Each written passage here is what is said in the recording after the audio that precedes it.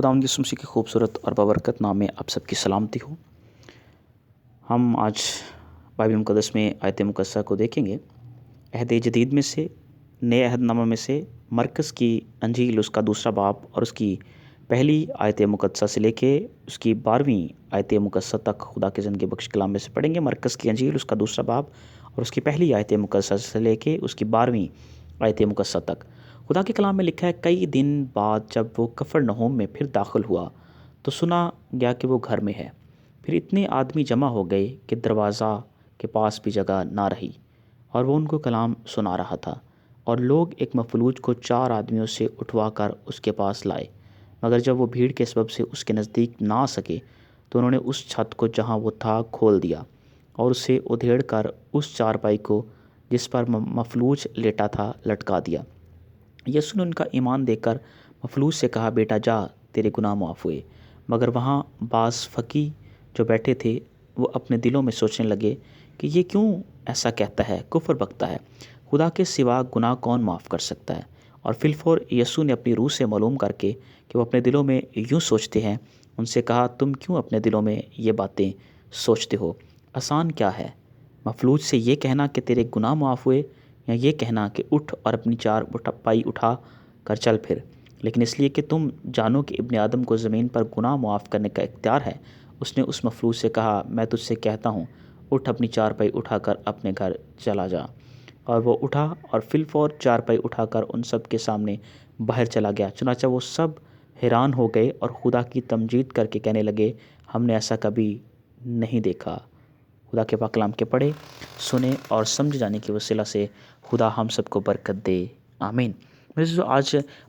آج کا جو متن ہے، اس میں سے آج کا جو ہمارا مضمون ہوگا وہ ہے کہ ہمیں دوسروں کے بارے میں بھی سوچنا چاہیے۔ کلیسیوں کے اندر مختلف طرح کے لوگ اور ان کے مختلف طرح کے رویے ہوتے ہیں۔ ہر کسی کا رویہ دوسرے سے مختلف ہوتا ہے۔ کچھ تو چرچ میں آتے ہی اس مقصد کے لیے ہے کہ وہ پاسبان میں سے غلطیاں نکال سکیں۔ وہ پاسبان کے ساتھ ساتھ تو ہوتے ہیں، لیکن اس کی غلطیاں نکالنے کے لیے ہوتے ہیں۔ کلام کی طرف ان کا کوئی دھیان نہیں ہوتا۔ بائبل مقدس میں اگر آج کے تلاوت کردہ متن میں ہمیں ایک معجزے کے بارے میں ذکر ملتا ہے۔ یہ واقعہ، یہ معجزہ ہمیں متی کی انجیل میں بھی ملتا ہے، لوکا میں بھی ملتا ہے، مرکس میں، یعنی یہ تینوں اناجیل میں ہمیں یہ واقعہ ملتا ہے۔ اگر آپ اس واقعہ کو دیکھیں تو مسیح کے پیچھے ایک بہت بڑی بھیڑ ہے، جس میں کئی طرح کے رویوں کے لوگ موجود ہیں۔ کچھ فقیہ فریسی ہیں جو یسوع مسیح میں ہر وقت غلطیاں نکالنے کے چکر میں رہتے ہیں، کچھ تماشا دیکھنے والے ہیں، اور کچھ صرف جسمانی شفا کی غرض سے آئے ہیں۔ اگر آپ اس متن کو غور سے پڑھیں تو اس میں 4 آدمیوں کا ذکر ملتا ہے جو ایک آدمی کو اٹھا کر مسیح کے پاس لے کر آتے ہیں، یعنی وہ چھت کو کھول کر مسیح کے پاس اس شخص کو لے آتے ہیں۔ اگر آپ اس بھید کو سمجھیں کہ چھت کو وہ کھولتے ہیں، لوگوں سے وہ ڈرتے نہیں ہیں، گھبراتے نہیں ہیں، اور چھت کو کھول دیتے ہیں اور اس شخص کو مسیح کے پاس سامنے لے آتے ہیں۔ اس کے پیچھے اس مفلوج کا ایمان ہمیں نظر نہیں آتا، بلکہ ان 4 دوستوں کا ایمان تھا جس کی وجہ سے وہ مفلوج ٹھیک ہو جاتا ہے اور اس شخص روحانی جسمانی شفا ملتی ہے اور اس کے گناہ بھی معاف ہو جاتے ہیں۔ مٹی کی چھت کو انہوں نے جو ہے پہلے اکھاڑا ہوگا، اور اس کے بعد لکڑی کی پٹیوں کو ادھر ادھر کیا ہوگا، پھر گھاس کو ادھر ادھر کیا ہوگا، اور اس کوشش کے بعد انہوں نے یسوع مسیح کے سامنے اس شخص کو جو ہے وہ چھت کے اوپر سے لٹکا دیا ہوگا۔ ان 4 دوستوں کا ایمان کیسا تھا؟ ان کا ایمان ایک خاص قسم کا ایمان تھا۔ بہت دفعہ ہم یہ سوچتے ہیں کہ ایمان صرف ایک کوئی لکھی ہوئی چیز ہے جس میں اس کو دہرانا ہوتا ہے۔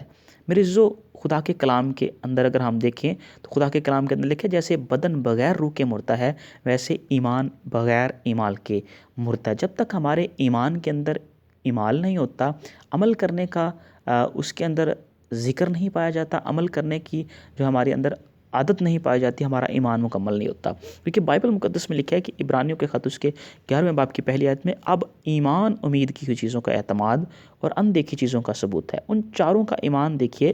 یسوع نے اس مفلوج سے کہا، جا بیٹا، تیرے گناہ معاف ہوئے۔ لیکن ہمیں یہ بات بھی یاد رکھنی چاہیے کہ ہمیں ایمان رکھیں اور صرف ہم ایمان نہ رکھیں اور نیک کام کرتے چلے جائیں۔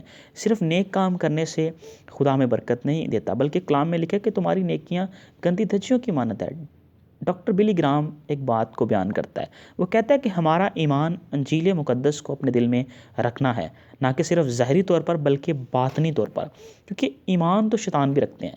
ہمیں ایمان صرف دیکھنے کے لیے نہیں رکھنا۔ ان 4 دوستوں کا ایمان ظاہری نہیں تھا بلکہ باطنی ایمان تھا، ان کے اندر ایمان موجود تھا کہ ہمارا دوست جو ہے شفا کو حاصل کرے گا۔ اور میرے دوستو، ہمارا ایمان ہمارے لیے کافی نہیں ہوتا بلکہ ہمیں دوسروں کی بھی فکر کرنے کی ضرورت ہوتی ہے۔ 18ویں صدی میں پاکستان میں جب مشنری آتے ہیں اور ہمارے باپ دادا کو جو روحانی طور پر وہ سو رہے ہوتے ہیں، مردہ ہوتے ہیں، جو غفلت کی نیند سو رہے ہوتے ہیں، ان کو وہ جگاتے ہیں۔ آج ہمیں بھی لوگوں کو جگانے کی ضرورت ہے۔ آج ہمارے پاس گرجا گھر موجود ہے، بائبل مقدس موجود ہے جو ہے ہم پڑھ سکتے ہیں اور ہم اسے سن بھی سکتے ہیں، لیکن ہم پر ابلیس نے جو ہے نیند کا غلبہ طاری کر دیا، ہم اسے پڑھنا ہی نہیں چاہتے۔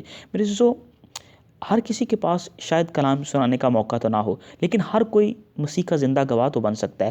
اسی طرح کلام کے اندر لکھا ہے کہ تمہاری روشنی آدمیوں کے سامنے چمکے۔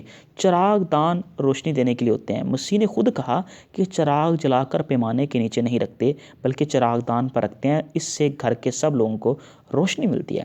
ہم اپنے نیک کاموں سے ہرگز نہیں بچائے جا سکتے بلکہ زندہ ایمان سے بچائے جا سکتے ہیں۔ اس کے لیے ہم کو مخصوص کپڑے پہننے کی ضرورت نہیں ہے، ٹیگ لگانے کی ضرورت نہیں ہے، بلکہ ہمارا نیک چال چلن ہی دوسروں پر مسیح کی روشنی کو ظاہر کرتا ہے، اور یہ روشنی مسیح کی طرف سے ہمیں میرے عزیزو ملتی ہے۔ ایک مثال ہے کہ ایک سادھو ہر روز گنگا کے پانی میں کھڑا ہوتا تھا اور آسمان کی طرف دیکھ کر دعا کرتا رہتا تھا۔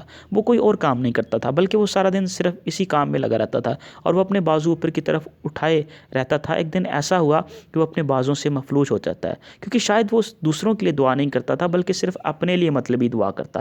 ہمارا ایمان میرے عزیزو صرف ہمارے لیے بلکہ دوسروں کے بارے میں ہمیں سوچنے کی ضرورت ہے۔ اس لیے رسول اعظم پولس رسول کہتا ہے فلپیوں کے خط اس کے 2 باب کی 4 آیت کے اندر، ہر ایک اپنے ہی احوال پر نہیں بلکہ ہر ایک دوسرے کے احوال پر بھی نظر رکھے۔ ہمیں اپنے ہی ایمان کو نہیں دہراتے نہیں رہنا بلکہ دوسروں کے بارے میں بھی سوچنے کی ضرورت ہے، ان کو بھی ہمیں مسیح کے پاس لانے کی ضرورت ہے۔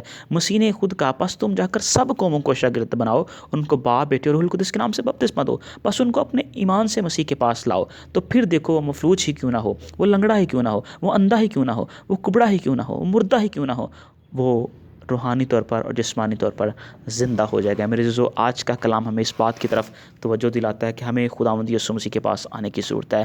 ہمیں اپنے ایمان کو صرف اپنے تک محدود نہیں رکھنا بلکہ ہمیں دوسروں کو بھی، جو غفلت کی نیند سوئے رہتے ہیں، جو خود مسیح کے پاس چل کر نہیں آتے، ہمیں خدا کے پاس ان کو لانے کی ضرورت ہے، کیونکہ خدا کے کلام کے اندر لکھا ہے کہ مجبور کر کے لاؤ تاکہ میرا گھر بھر جائے۔ ہمیں ان غفلت میں سوئے ہوئے لوگوں کو بھی خدا کے پاس لانے کی ضرورت ہے اپنے ایمان سے۔